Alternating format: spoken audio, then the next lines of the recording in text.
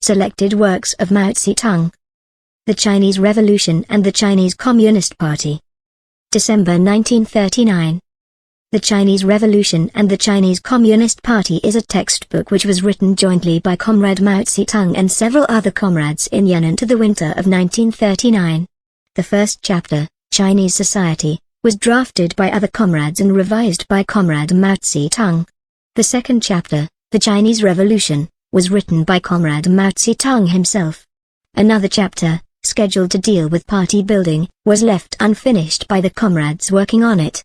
The two published chapters, and especially Chapter 2, have played a great educational role in the Chinese Communist Party and among the Chinese people.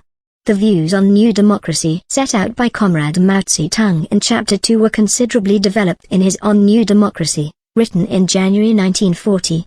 Chapter 1. Chinese Society. 1. The Chinese Nation. China is one of the largest countries in the world, her territory being about the size of the whole of Europe. In this vast country of ours there are large areas of fertile land which provide us with food and clothing, mountain ranges across its length and breadth with extensive forests and rich mineral deposits, many rivers and lakes which provide us with water transport and irrigation, and a long coastline which facilitates communication with nations beyond the seas. From ancient times our forefathers have labored, lived and multiplied on this vast territory.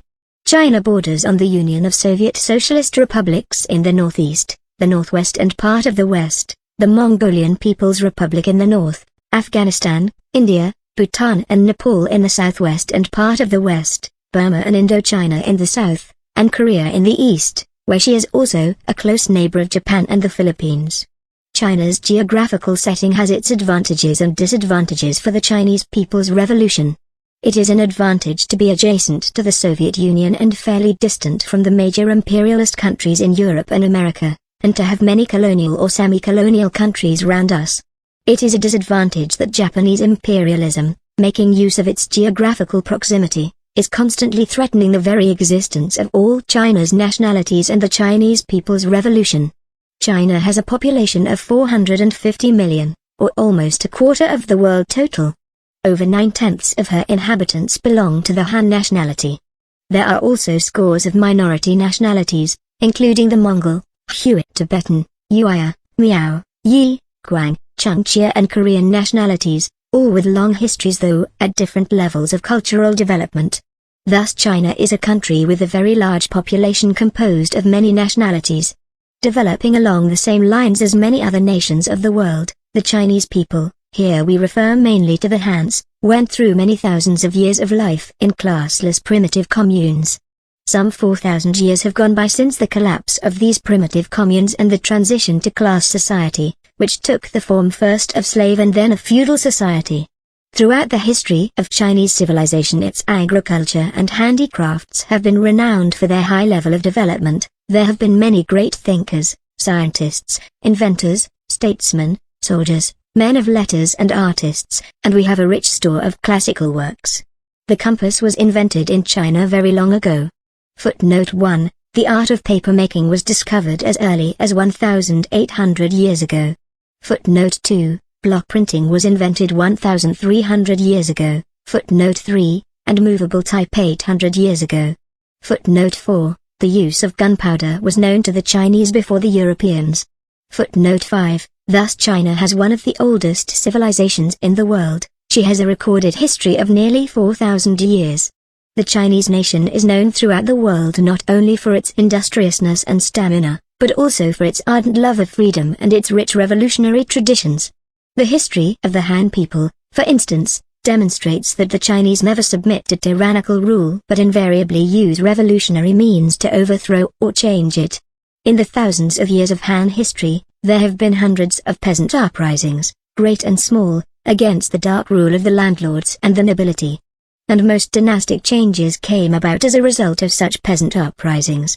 All the nationalities of China have resisted foreign oppression and have invariably resorted to rebellion to shake it off. They favor a union on the basis of equality but are against the oppression of one nationality by another.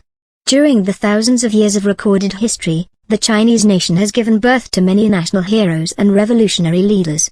Thus the Chinese nation has a glorious revolutionary tradition and a splendid historical heritage. 2. The old feudal society. Although China is a great nation and although she is a vast country with an immense population, a long history, a rich revolutionary tradition and a splendid historical heritage, her economic, political and cultural development was sluggish for a long time after the transition from slave to feudal society. This feudal society, beginning with the Zhou and Qin dynasties, lasted about 3,000 years. The main features of the economic and political system of China's feudal era were as follows. 1. A self-sufficient natural economy predominated. The peasants produced for themselves not only agricultural products but most of the handicraft articles they needed. What the landlords and the nobility exacted from them in the form of land rent was also chiefly for private enjoyment and not for exchange. Although exchange developed as time went on, it did not play a decisive role in the economy as a whole. 2. The feudal ruling class composed of landlords, the nobility and the emperor owned most of the land, while the peasants had very little or none at all. The peasants tilled the land of the landlords, the nobility and the royal family with their own farm implements and had to turn over to them for their private enjoyment 40, 50, 60, 70, or even 80% or more of the crop. In effect the peasants were still serfs. 3. Not only did the landlords, the nobility and the royal family live on rent extorted from the peasants, but the landlord state also exacted tribute, taxes and corvée services from them to support a horde of government officials and an army which was used mainly for their oppression. 4. The feudal landlord state was the organ of power protecting this system of feudal exploitation. While the feudal state was torn apart into rival principalities in the period before the Qin dynasty, it became autocratic and centralized after the first Qin emperor unified China, though some feudal separatism remained. The emperor reigned supreme in the feudal state, appointing officials in charge of the armed forces, the law courts, the treasury and state granaries in all parts of the county and relying on the landed gentry as the mainstay of the entire system of feudal rule. It was under such feudal economic exploitation and political oppression that the Chinese peasants lived like slaves, in poverty and suffering, through the ages. Under the bondage of feudalism they had no freedom of person. The landlords had the right to beat, abuse or even kill them at will, and they had no political rights whatsoever. The extreme poverty and backwardness of the peasants resulting from ruthless landlord exploitation and oppression is the basic reason why Chinese society remained at the same stage of socio-economic development for several thousand years. The principal contradiction in feudal society was between the peasantry and the landlord class. The peasants and the handicraft workers were the basic classes which created the wealth and culture of this society. The ruthless economic exploitation and political oppression of the Chinese peasants forced them into numerous uprisings against landlord rule. There were hundreds of uprisings, great and small, all of them peasant revolts or peasant revolutionary wars, from the uprisings of Chen Sheng, Wu Qiang, Xiangyu and Liu Pang, Footnote 6, in the Qin dynasty, those of Sinshi, Pinglin, the Red Eyebrows, the Bronze Horses, Footnote 7, and the Yellow Turbans, Footnote 8, in the Han dynasty, those of Li Mi and Tuchai and there, Footnote 9, in the Sui dynasty, those of Wang Tianxia and Huang Zhao, Footnote 10, in the Tang dynasty, those of Sung Chiang and Fang La, Footnote 11, in the Sung dynasty, that of Chu Yuan Chang, Footnote 12, the Yuan dynasty, and that of Li Tzucheng, Footnote 13, in the Ming dynasty, down to the uprising known as the War of the Tping Heavenly Kingdom in the Qing dynasty. The scale of peasant uprisings and peasant wars in Chinese history has no parallel anywhere else. The class struggles of the peasants, the peasant uprisings and peasant wars constituted the real motive force of historical development in Chinese feudal society. For each of the major peasant uprisings and wars dealt a blow to the feudal regime of the time, and hence more or less furthered the growth of the social productive forces. However, since neither new productive forces, nor new relations of production, nor new class forces, nor any advanced political party existed in those days, the peasant uprisings and wars did not have correct leadership such as the Proletariat and the Communist Party provide today. Every peasant revolution failed, and the peasantry was invariably used by the landlords and the nobility, either during or after the revolution, as a lever for bringing about dynastic change. Therefore, although some social progress was made after each great peasant revolutionary struggle, the feudal economic relations and political system remained basically unchanged. It is only in the last 100 years that a change of a different order has taken place. 3. Present-day colonial, semi-colonial and semi-feudal society. As explained above, Chinese society remained feudal for 3,000 years. But is it still completely feudal today? No, China has changed. After the Opium War of 1840, China gradually changed into a semi-colonial and semi-feudal society. Since the incident of September 18, 1931, when the Japanese imperialists started their armed aggression, China has changed further into a colonial, semi-colonial and semi-feudal society. We shall now describe the course of this change. As discussed in Section 2, Chinese feudal society lasted for about 3,000 years.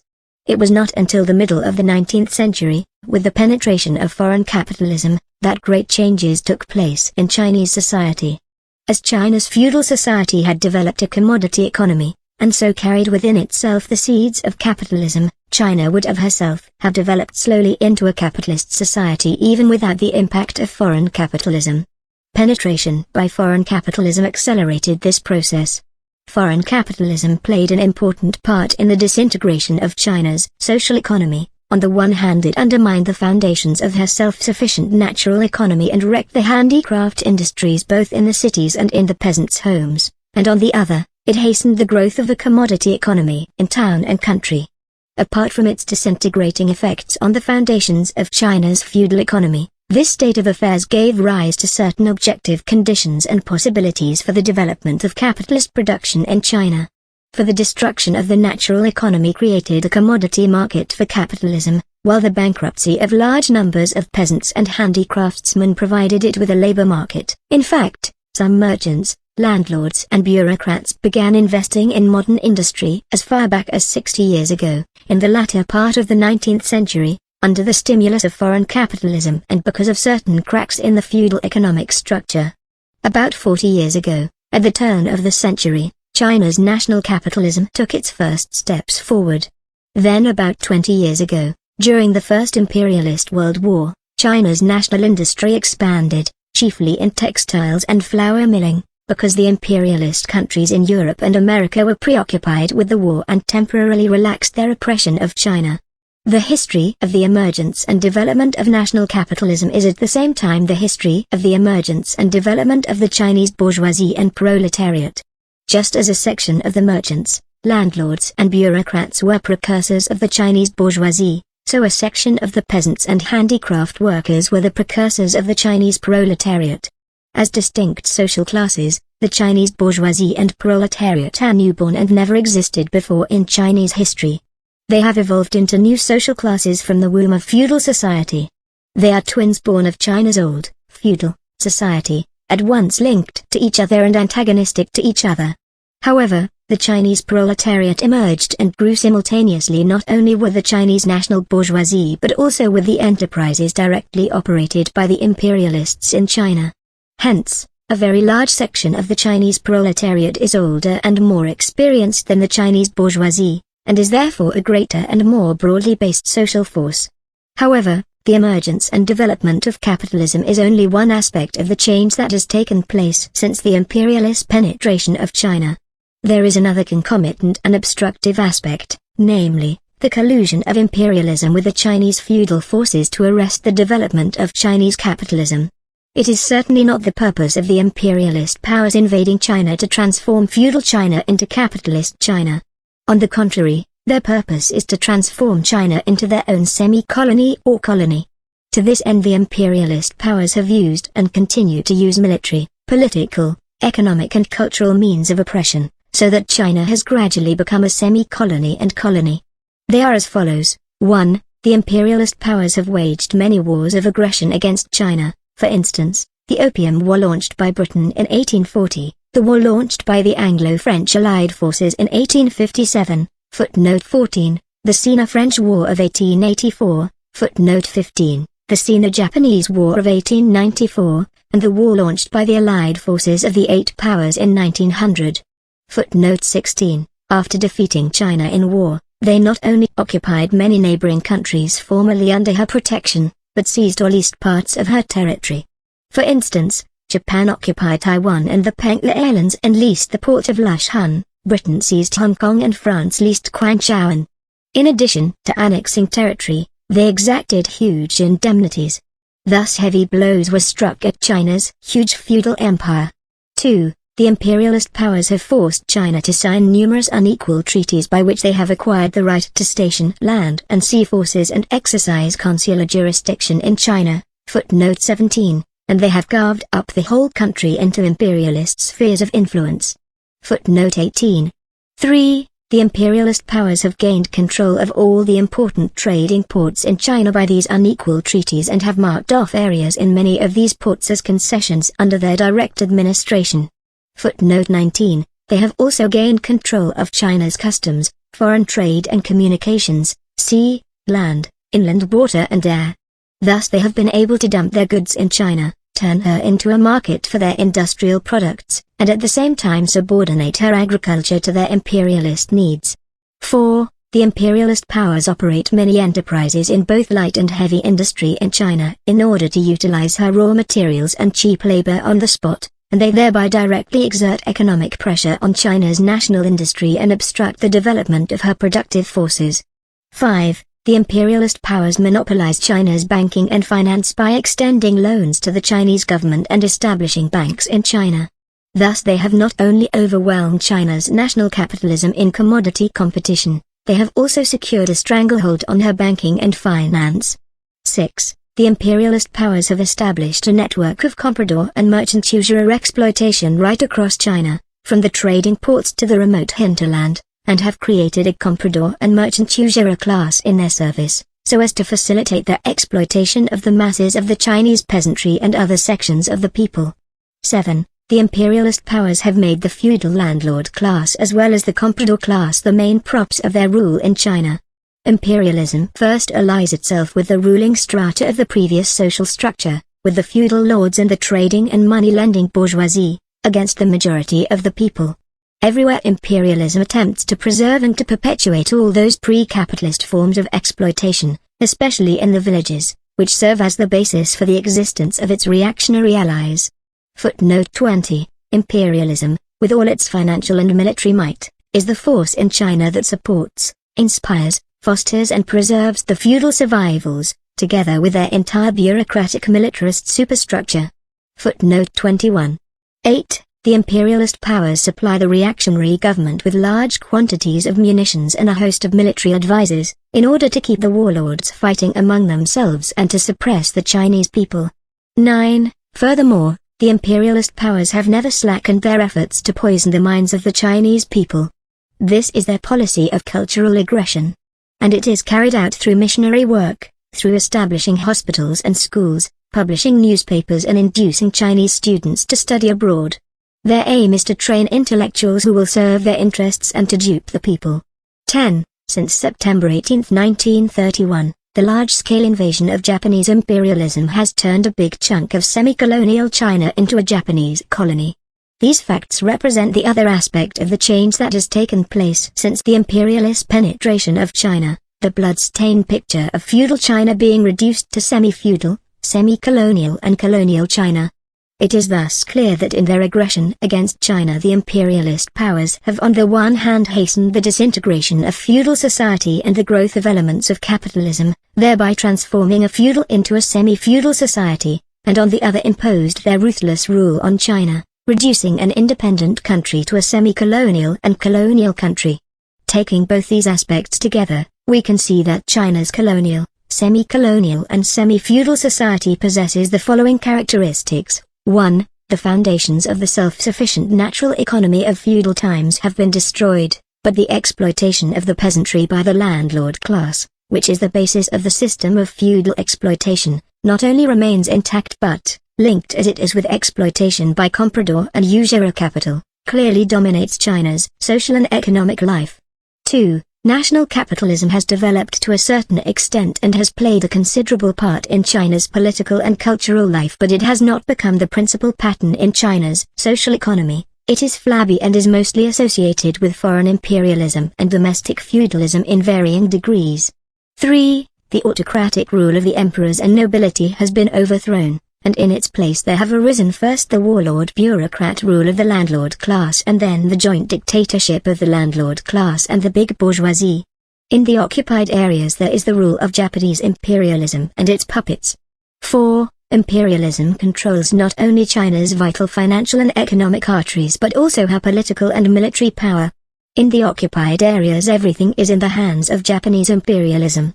5. China's economic, political and cultural development is very uneven, because she has been under the complete or partial domination of many imperialist powers, because she has actually been in a state of disunity for a long time, and because her territory is immense. 6. Under the twofold oppression of imperialism and feudalism and especially as a result of the large-scale invasion of Japanese imperialism, the Chinese people, and particularly the peasants, have become more and more impoverished and have even been pauperized in large numbers, living in hunger and cold and without any political rights. The poverty and lack of freedom among the Chinese people are on a scale seldom found elsewhere. Such are the characteristics of China's colonial, semi-colonial and semi-feudal society. This situation has in the main been determined by the Japanese and other imperialist forces. It is the result of the collusion of foreign imperialism and domestic feudalism. The contradiction between imperialism and the Chinese nation and the contradiction between feudalism and the great masses of the people are the basic contradictions in modern Chinese society. Of course, there are others, such as the contradiction between the bourgeoisie and the proletariat and the contradictions within the reactionary ruling classes themselves. But the contradiction between imperialism and the Chinese nation is the principal one. These contradictions and their intensification must inevitably result in the incessant growth of revolutionary movements. The great revolutions in modern and contemporary China have emerged and grown on the basis of these basic contradictions. Chapter 2. The Chinese Revolution. 1. The revolutionary movements in the last 100 years. The history of China's transformation into a semi-colony and colony by imperialism in collusion with Chinese feudalism is at the same time a history of struggle by the Chinese people against imperialism and its lackeys. The Opium War, the movement of the Tping Heavenly Kingdom, the Sino-French War, the Sino-Japanese War, the Reform Movement of 1898, the Yihotuan Movement, the Revolution of 1911, the May 4th Movement, the May 30th Movement, the Northern Expedition, the Agrarian Revolutionary War and the present war of resistance against Japan, all testify to the Chinese people's indomitable spirit in fighting imperialism and its lackeys. Thanks to the Chinese people's unrelenting and heroic struggle during the last 100 years, imperialism has not been able to subjugate China, nor will it ever be able to do so. The valiant Chinese people will certainly fight on, even though Japanese imperialism is now exerting its full strength in an all-out offensive and many landlord and big bourgeois elements, such as the overt and covert Wang Qingweis, have already capitulated to the enemy or are preparing to do so. This heroic struggle will not cease until the Chinese people have driven Japanese imperialism out of China and achieved the complete liberation of the country. The national revolutionary struggle of the Chinese people has a history of fully 100 years counting from the Opium War of 1840, or of 30 years counting from the Revolution of 1911. It has not yet run its full course, nor has it yet performed its tasks with any signal success. Therefore the Chinese people, and above all the Communist Party, must shoulder the responsibility of resolutely fighting on. What are the targets of the revolution? What are its tasks? What are its motive forces? What is its character? And what are its perspectives? These are the questions we shall now deal with. 2.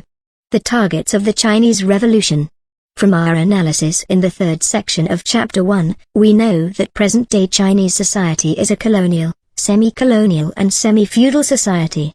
Only when we grasp the nature of Chinese society will we be able clearly to understand the targets, tasks, motive forces and character of the Chinese Revolution and its perspectives and future transition. A clear understanding of the nature of Chinese society, that is, of Chinese conditions, is therefore the key to a clear understanding of all the problems of the revolution. Since the nature of present-day Chinese society is colonial, semi-colonial and semi-feudal, what are the chief targets or enemies at this stage of the Chinese Revolution? They are imperialism and feudalism, the bourgeoisie of the imperialist countries and the landlord class of our country. For it is these two that are the chief oppressors, the chief obstacles to the progress of Chinese society at the present stage. The two collude with each other in oppressing the Chinese people, and imperialism is the foremost and most ferocious enemy of the Chinese people, because national oppression by imperialism is the more onerous.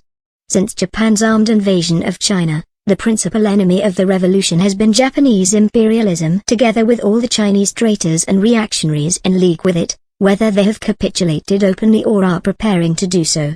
The Chinese bourgeoisie, which is also a victim of imperialist oppression, once led or played a principal role in revolutionary struggles such as the Revolution of 1911, and has participated in revolutionary struggles such as the Northern Expedition and the present War of Resistance against Japan.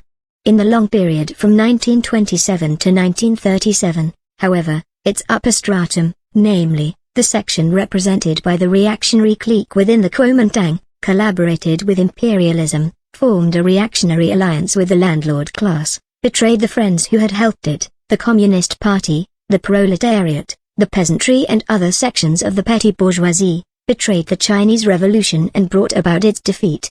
At that time therefore, the revolutionary people and the revolutionary political party, the Communist Party, could not but regard these bourgeois elements as one of the targets of the revolution.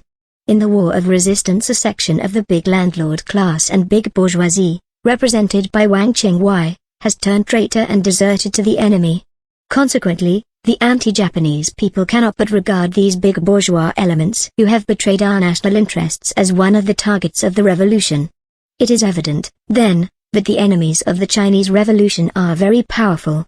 They include not only powerful imperialists and powerful feudal forces, but also, at times, the bourgeois reactionaries who collaborate with the imperialist and feudal forces to oppose the people. Therefore, it is wrong to underestimate the strength of the enemies of the revolutionary Chinese people.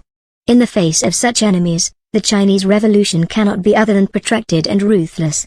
With such powerful enemies, the revolutionary forces cannot be built up and tempered into a power capable of crushing them except over a long period of time. With enemies who so ruthlessly suppress the Chinese Revolution, the revolutionary forces cannot hold their own positions, let alone capture those of the enemy, unless they steel themselves and display their tenacity to the full. It is therefore wrong to think that the forces of the Chinese Revolution can be built up in the twinkling of an eye, or that China's revolutionary struggle can triumph overnight. In the face of such enemies, the principal means or form of the Chinese Revolution must be armed struggle, not peaceful struggle.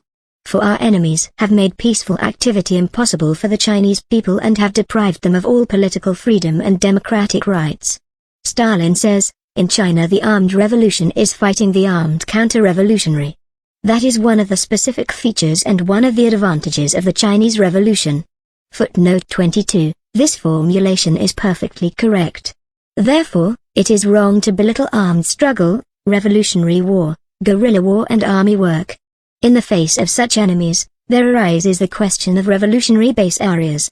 Since China's key cities have long been occupied by the powerful imperialists and their reactionary Chinese allies, it is imperative for the revolutionary ranks to turn the backward villages into advanced, consolidated base areas, into great military, political, economic and cultural bastions of the revolution from which to fight their vicious enemies who are using the cities for attacks on the rural districts, and in this way gradually to achieve the complete victory of the revolution through protracted fighting. It is imperative for them to do so if they do not wish to compromise with imperialism and its lackeys but are determined to fight on, and if they intend to build up and temper their forces, and avoid decisive battles with a powerful enemy while their own strength is inadequate.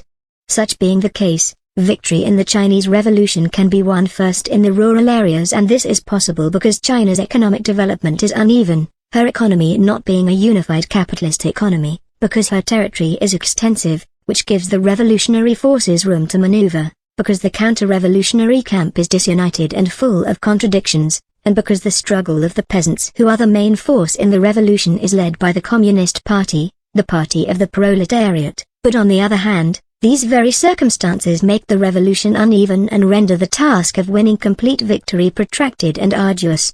Clearly then the protracted revolutionary struggle in the revolutionary base areas consists mainly in peasant guerrilla warfare led by the Chinese Communist Party.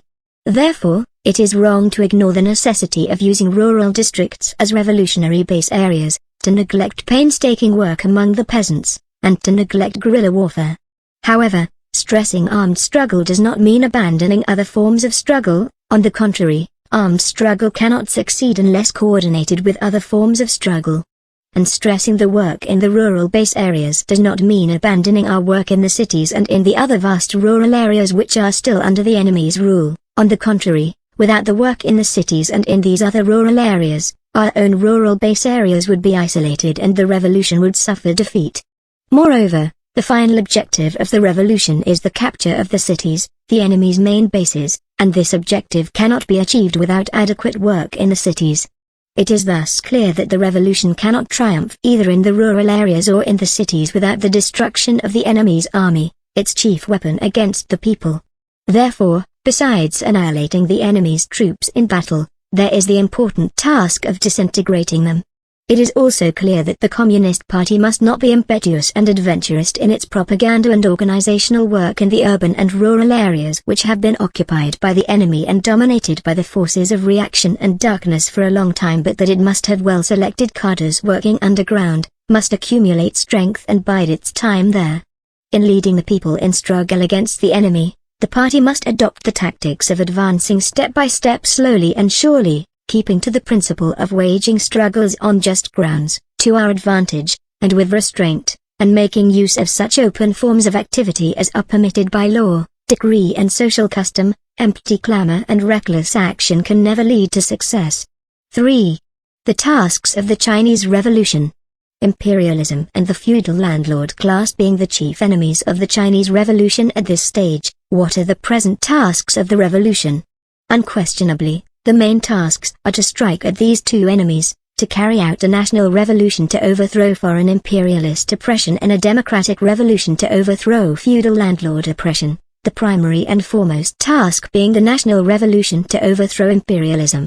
These two great tasks are interrelated. Unless imperialist rule is overthrown, the rule of the feudal landlord class cannot be terminated, because imperialism is its main support. Conversely, unless help is given to the peasants in their struggle to overthrow the feudal landlord class, it will be impossible to build powerful revolutionary contingents to overthrow imperialist rule, because the feudal landlord class is the main social base of imperialist rule in China and the peasantry is the main force in the Chinese Revolution. Therefore the two fundamental tasks, the national revolution and the democratic revolution, are at once distinct and united. In fact, the two revolutionary tasks are already linked, since the main immediate task of the national revolution is to resist the Japanese imperialist invaders and since the democratic revolution must be accomplished in order to win the war. It is wrong to regard the national revolution and the democratic revolution as two entirely different stages of the revolution. 4. The motive forces of the Chinese Revolution.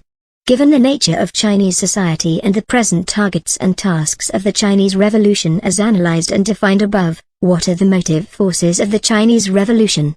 Since Chinese society is colonial, semi-colonial and semi-feudal, since the targets of the revolution are mainly foreign imperialist rule and domestic feudalism, and since its tasks are to overthrow these two oppressors, which of the various classes and strata in Chinese society constitute the forces capable of fighting them? This is the question of the motive forces of the Chinese Revolution at the present stage. A clear understanding of this question is indispensable to a correct solution of the problem of the basic tactics of the Chinese Revolution. What classes are there in present-day Chinese society?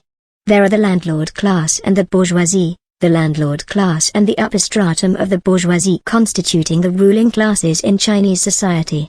And there are the proletariat, the peasantry, and the different sections of the petty bourgeoisie other than the peasantry, all of which are still the subject classes in vast areas of China.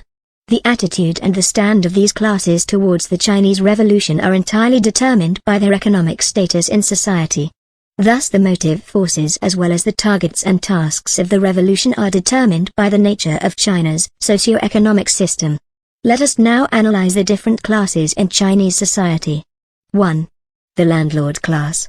The landlord class forms the main social base for imperialist rule in China. It is a class which uses the feudal system to exploit and oppress the peasants, obstructs China's political, economic and cultural development and plays no progressive role whatsoever.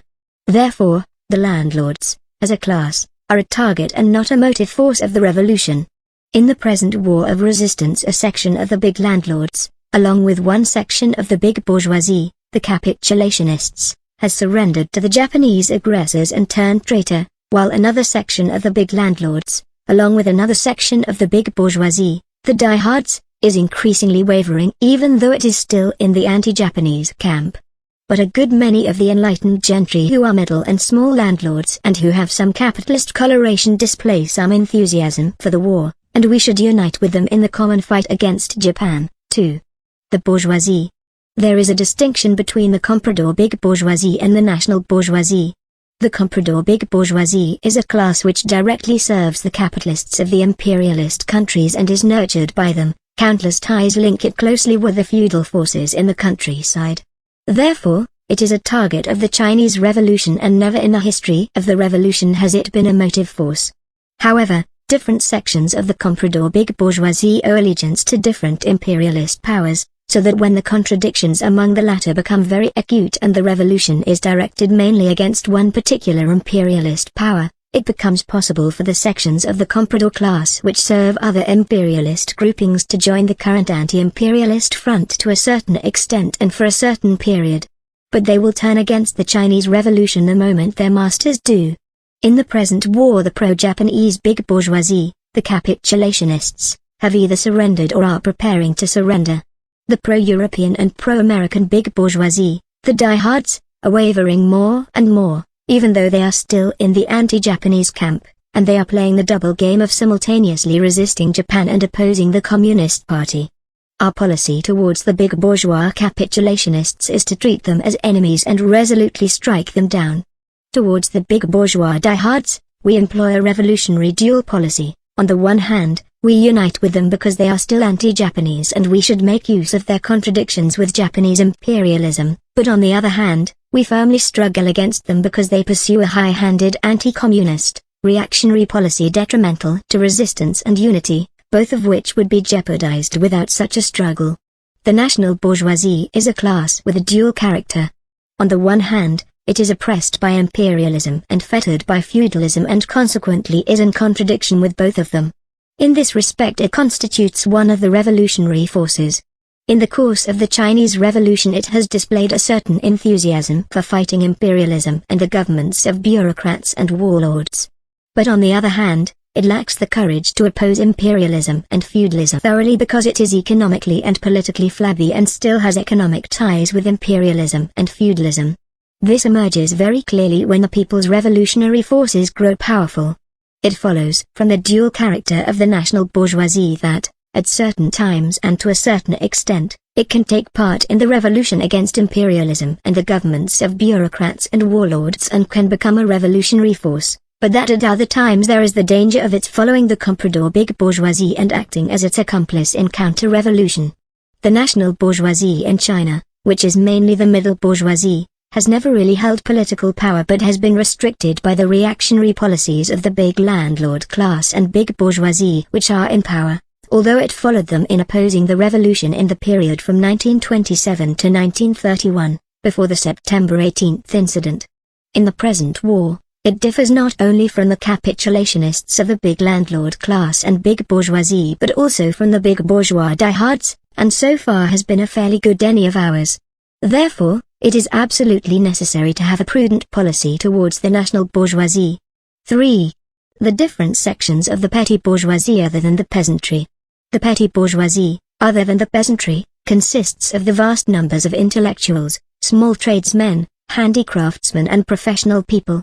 Their status somewhat resembles that of the middle peasants. They all suffer under the oppression of imperialism, feudalism and the big bourgeoisie, and they are being driven ever nearer to bankruptcy or destitution.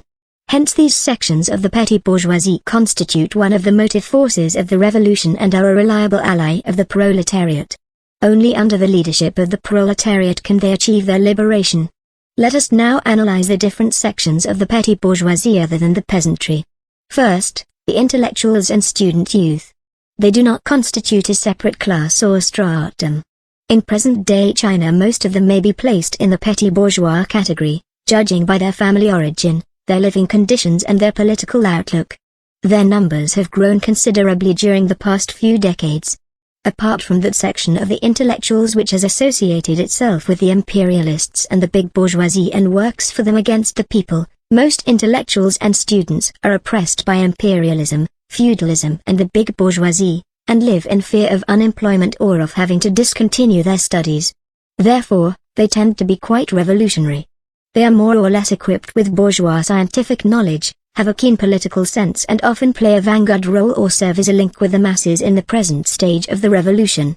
The movement of the Chinese students abroad before the Revolution of 1911, the May 4th movement of 1919, the May 30th movement of 1925 and the December 9th movement of 1935 are striking proofs of this.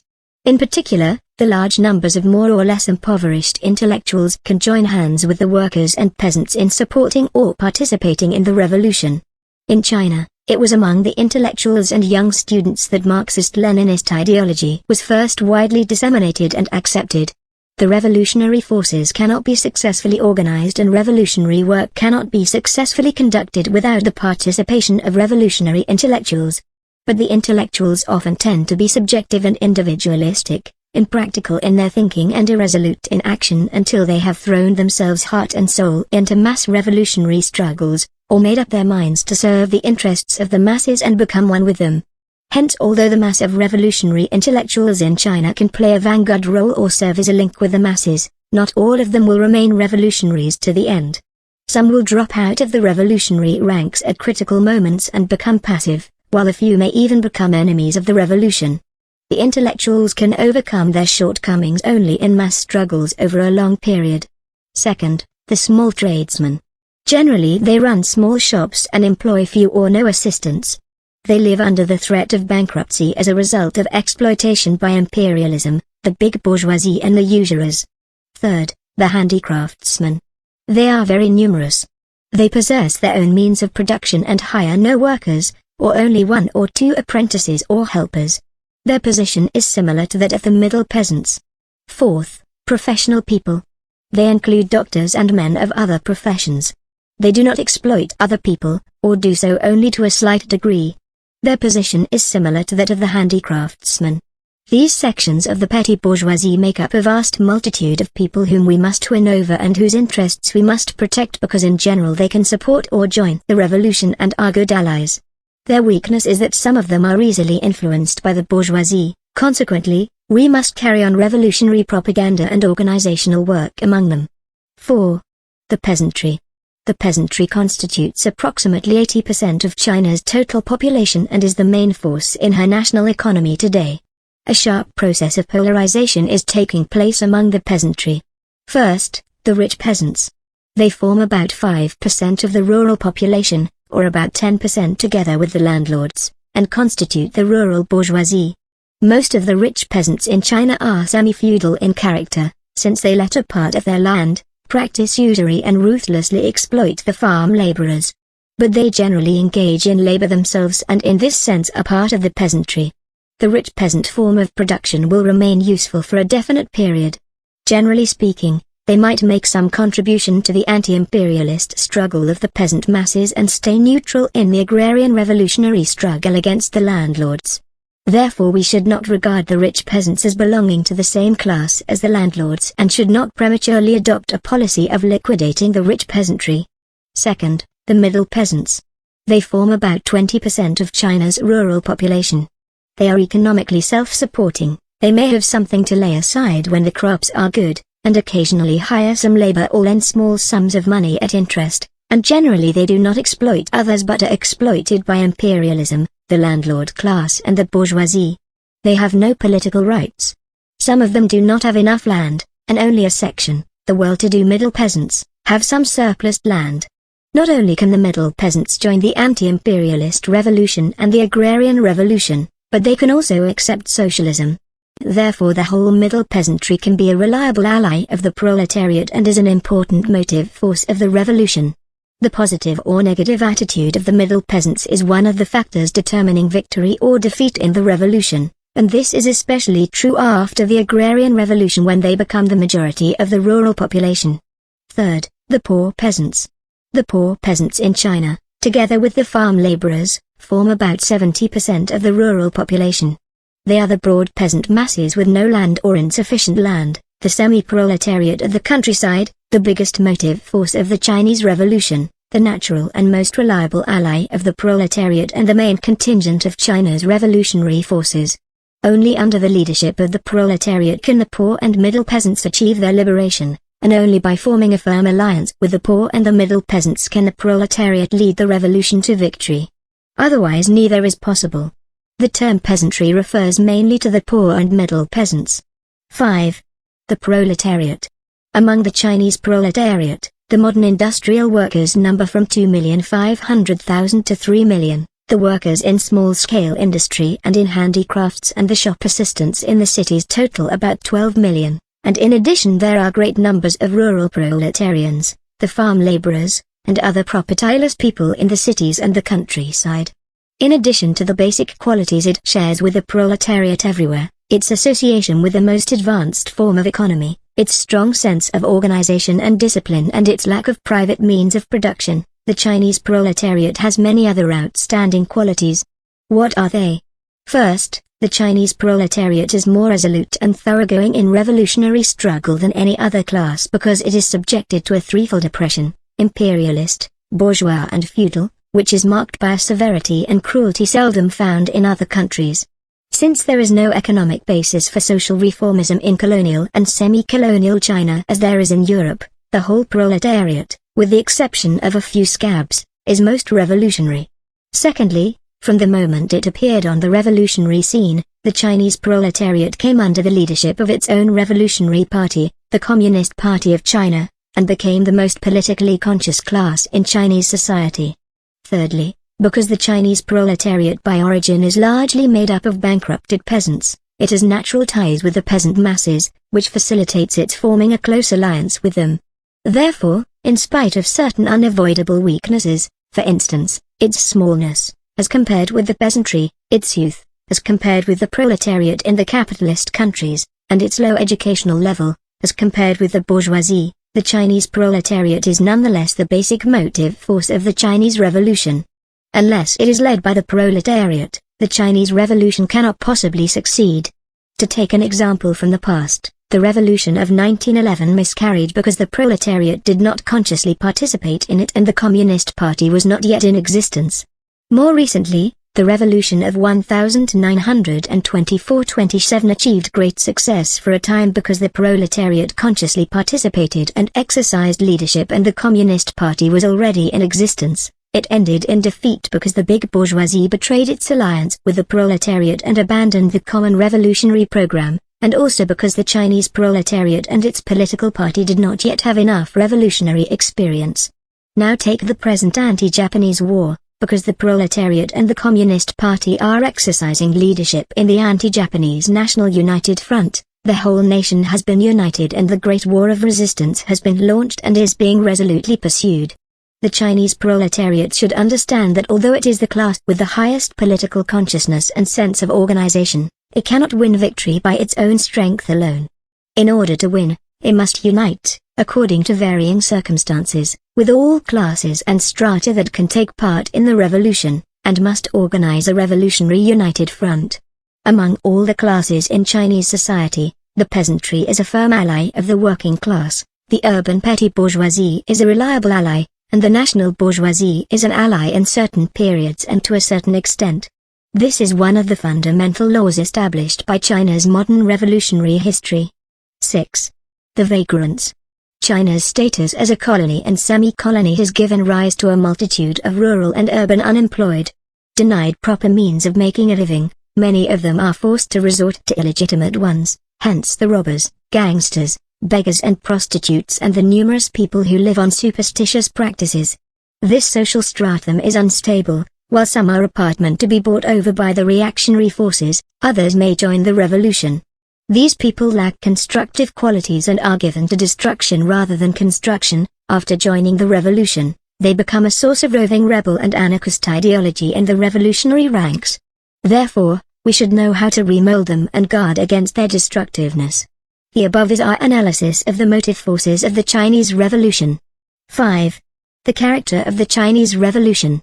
We have now gained an understanding of the nature of Chinese society, that is, of the specific conditions in China. This understanding is the essential prerequisite for solving all China's revolutionary problems. We are also clear about the targets, the tasks and the motive forces of the Chinese Revolution. These are basic issues at the present stage of the revolution and arise from the special nature of Chinese society, that is, from China's specific conditions. Understanding all this, we can now understand another basic issue of the revolution at the present stage, that is, the character of the Chinese Revolution. What, indeed, is the character of the Chinese Revolution at the present stage? Is it a bourgeois democratic or a proletarian socialist revolution? Obviously, it is not the latter but the former.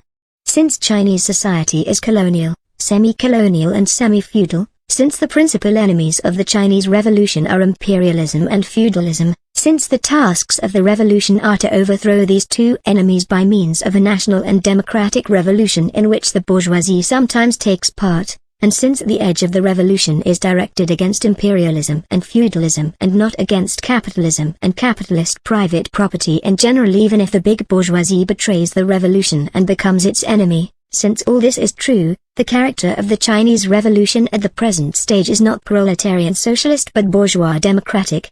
Footnote 23. However, in present-day China the bourgeois democratic revolution is no longer of the old general type, which is now obsolete, but one of a new special type.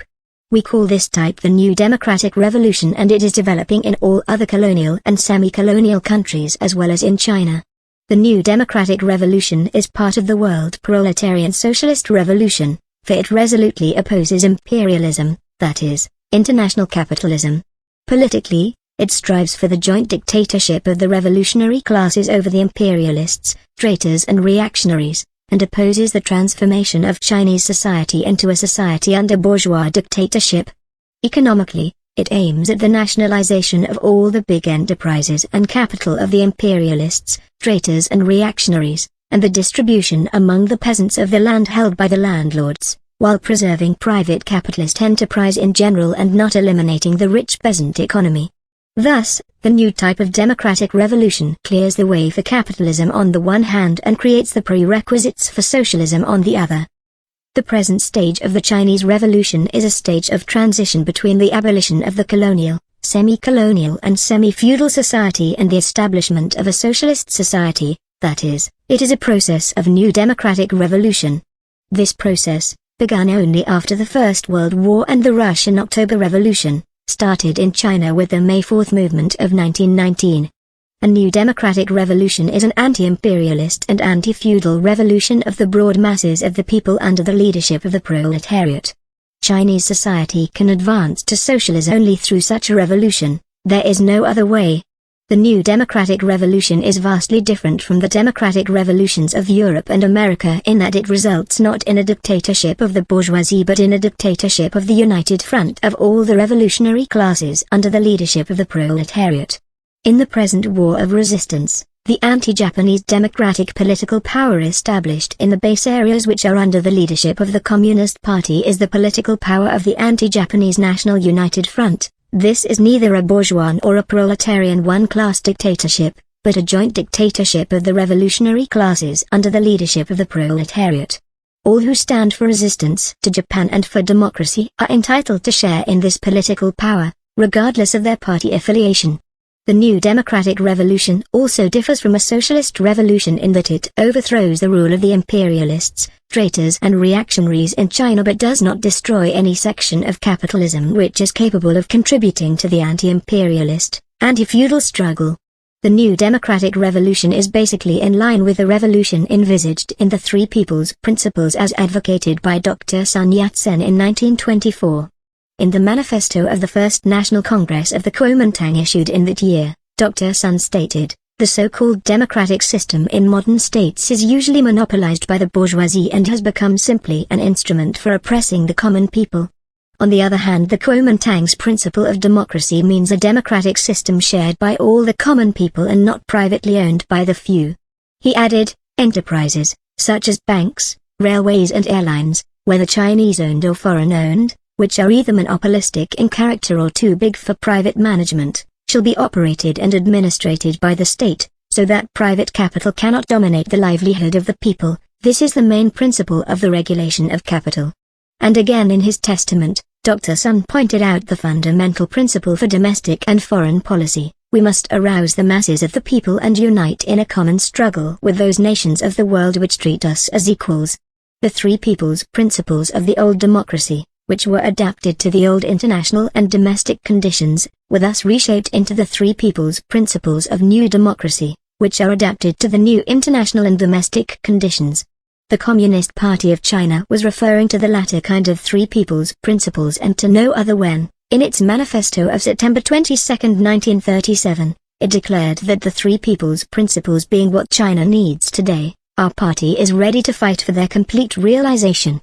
These three people's principles embody Dr. Sun Yat-sen's three great policies: alliance with Russia, cooperation with the Communist Party and assistance to the peasants and workers.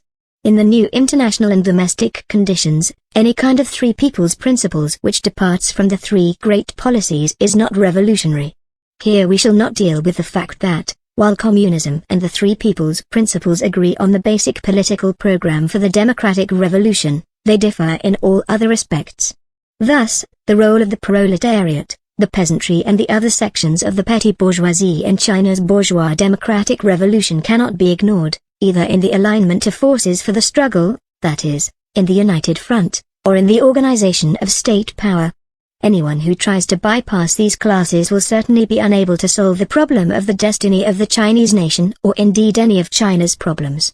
The Chinese revolution at the present stage must strive to create a democratic republic in which the workers, the peasants and the other sections of the petty bourgeoisie all occupy a definite position and play a definite role. In other words, it must be a democratic republic based on a revolutionary alliance of the workers, peasants, urban petty bourgeoisie and all others who are against imperialism and feudalism. Only under the leadership of the proletariat can such a republic be completely realized. 6. The perspectives of the Chinese Revolution. Now that the basic issues, the nature of Chinese society and the targets, tasks, motive forces and character of the Chinese Revolution at the present stage, have been clarified, it is easy to see its perspectives, that is, to understand the relation between the bourgeois democratic and the proletarian socialist revolution, or between the present and future stages of the Chinese Revolution. There can be no doubt that the ultimate perspective of the Chinese Revolution is not capitalism but socialism and communism, since China's bourgeois democratic revolution at the present stage is not of the old general type but is a democratic revolution of a new special type, a new democratic revolution, and since it is taking place in the new international environment of the 1930s and 40s characterized by the rise of socialism and the decline of capitalism, in the period of the Second World War and the era of revolution. However, it is not at all surprising but entirely to be expected that a capitalist economy will develop to a certain extent within Chinese society with the sweeping away of the obstacles to the development of capitalism after the victory of the revolution, since the purpose of the Chinese Revolution at the present stage is to change the existing colonial, semi-colonial and semi-feudal state of society, that is, to strive for the completion of the new democratic revolution. A certain degree of capitalist development will be an inevitable result of the victory of the democratic revolution in economically backward China. But that will be only one aspect of the outcome of the Chinese Revolution and not the whole picture. The whole picture will show the development of socialist as well as capitalist factors. What will the socialist factors be?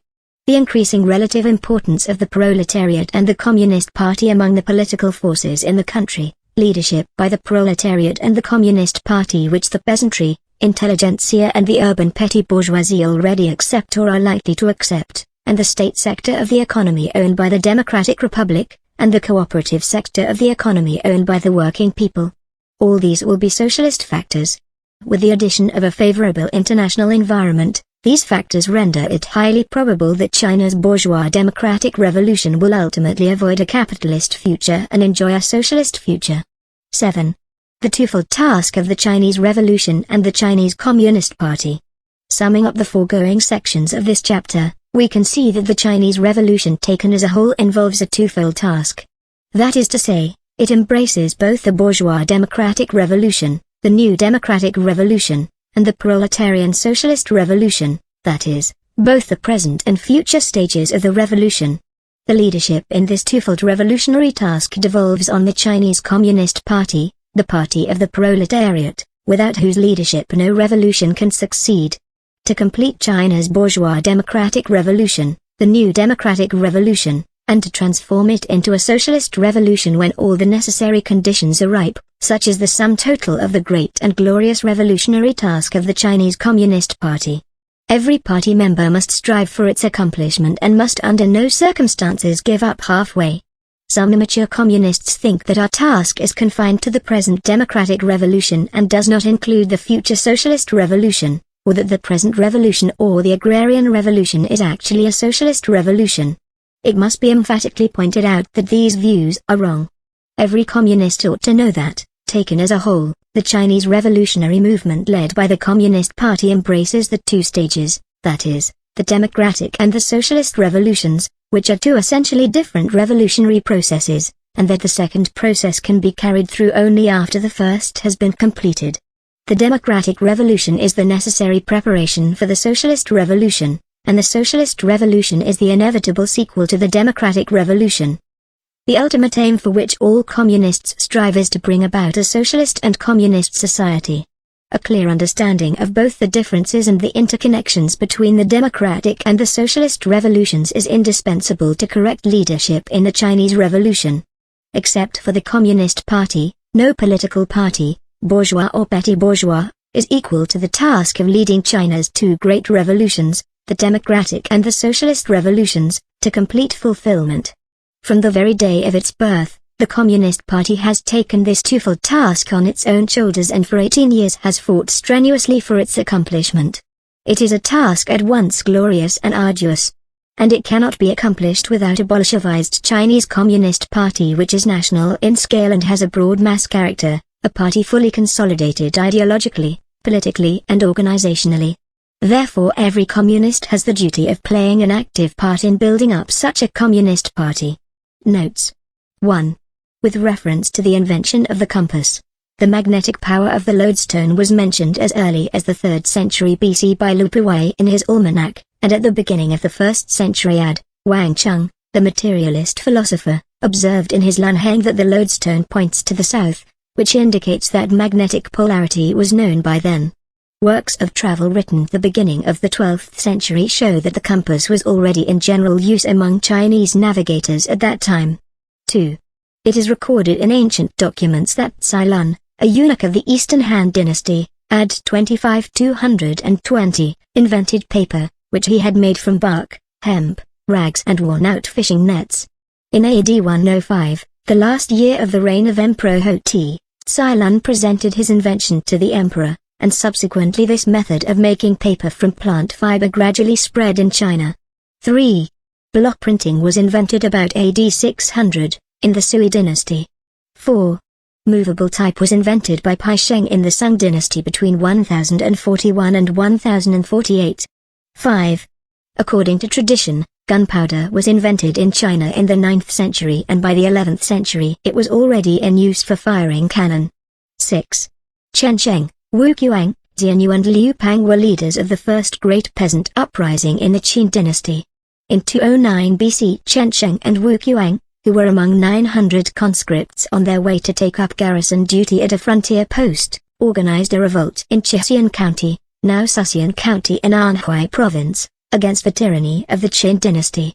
Xiangyu and Liu Pang were the most prominent of those who rose in response to this armed uprising all over the country.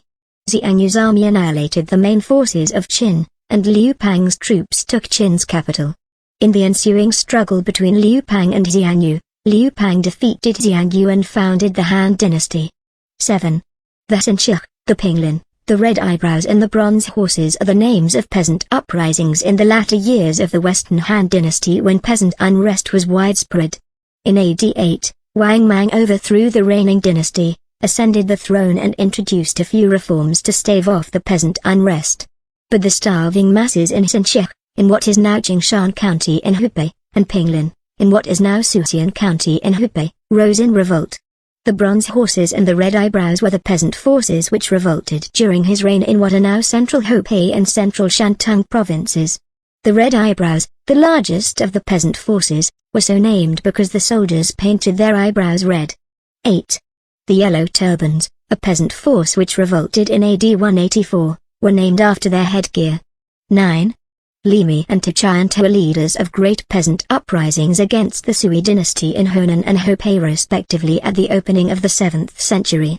10. Wang Xianqi organized an uprising in Shantung in AD 874. In the following year Huang Zhao organized an uprising to support him. 11. Sung Chiang and Fang Le were famous leaders of peasant uprisings early in the 12th century. Sung Chiang was active along the borders between Shantung, Hebei, Honan and Jiangsu, while Fang Le was active in Zhejiang and Anhui. 12. In 1351, the people in many parts of the country rose in revolt against the rule of the Yuan, Mongol, dynasty. In 1352, Chu Yuanchang joined the rebel forces led by Mao Tse-Tung and became their commander upon the latter's death. In 1368, he finally succeeded in overthrowing the rule of the Mongol dynasty, which had been tottering under the attacks of the people's forces, and founded the Ming dynasty. 13. Li Tzucheng, also called King Guang, the Darol king, native of Michek, northern Shenxi, was the leader of a peasant revolt which led to the overthrow of the Ming dynasty. The revolt first started in northern Shenxi in 1628. Li joined the forces led by Cao Yingxiang and campaigned through Honan and Anhui and back to Shenxi. After Cao's death in 1636, Li succeeded him, becoming King Guang, and campaigned in and out of the provinces of Shenxi, Sichuan, Honan and Hebei. Finally he captured the imperial capital of Peking in 1644, whereupon the last Ming emperor committed suicide. The chief slogan he spread among the masses was "Support King Guang, and pay no grain taxes." Another slogan of his to enforce discipline among his men ran, "Any murder means the killing of my father, any rape means the violation of my mother."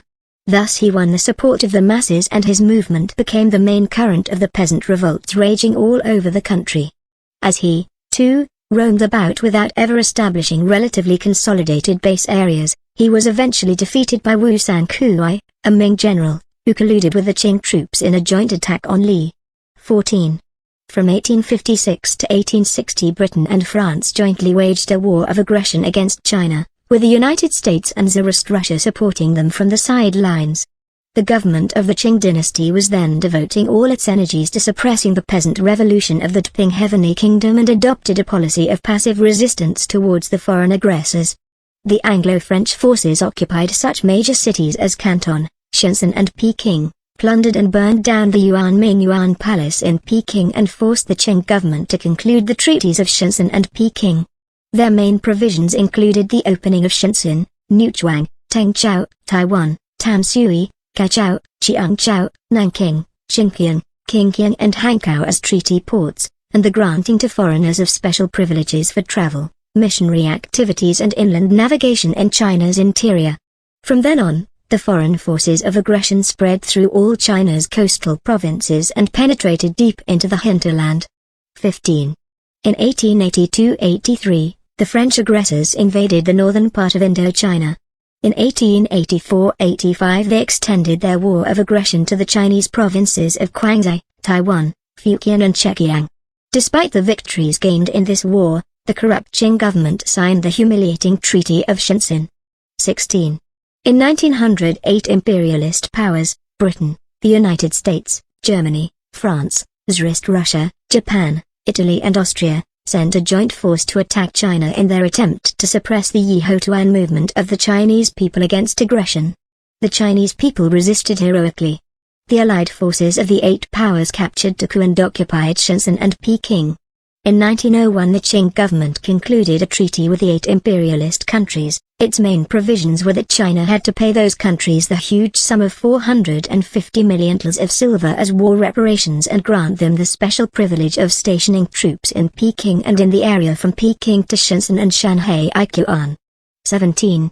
Consular jurisdiction was one of the special privileges provided in the unequal treaties which the imperialist powers forced on the governments of old China, beginning with the supplementary treaty to the Sino-British Treaty of Nanking, signed at Human, the Bogue, in 1843, and with the Sino-American Treaty of Wangya in 1844.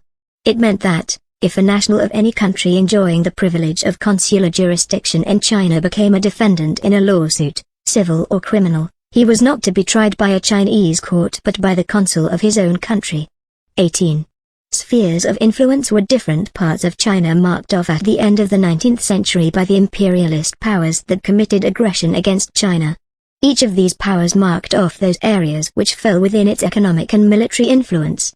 Thus, the provinces in the lower and middle Yangtze Valley were specified as the British sphere of influence, Yunnan, Kwangtung and Guangxi as the French, Shantung as the German sphere, Fujian as the Japanese, and the three northeastern provinces, the present provinces of Lining, Kirin and Heilongjiang, as the Tsarist Russian sphere.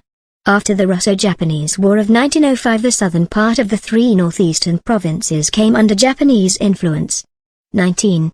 The foreign concessions were areas which the imperialist powers seized in the treaty ports after compelling the Qing government to open these ports. In these so-called concessions they enforced an imperialist system of colonial rule entirely independent of Chinese law and administration. Through those concessions, the imperialists exercised direct or indirect political and economic control over the Chinese feudal and comprador regime. During the Revolution of 1924-27, the revolutionary people led by the Chinese Communist Party started a movement to abolish the concessions, and in January 1927 they took over the British concessions in Hankou and Fujian. However, the imperialists retained various concessions after Chiang Kai-shek betrayed the revolution. 20. The theses on the revolutionary movement in colonial and semi-colonial countries adopted by the Sixth Kuomintang Congress, stenographic record of the Sixth Kuomintang Congress, issue number 6, Russian edition, Moscow, 1929, page 128. 21. J. V. Stalin, The Revolution in China and the Tasks of the Kuomintang, Works, English edition, FLPH, Moscow, 1954, volume 9, page 292. 22. J. V. Stalin, The Prospects of the Revolution in China, Works, English edition, FLPH, Moscow, 1954, volume 8, page 379. 23. C. V. I. Lenin, The Agrarian Program of Social Democracy in the First Russian Revolution, 1905-1907, Collected Works, English edition, FLPH, Moscow, 1962, volume 13, pages 219-429. Transcription by the Maoist Documentation Project. HTML revised, 2004 by Marxists.org.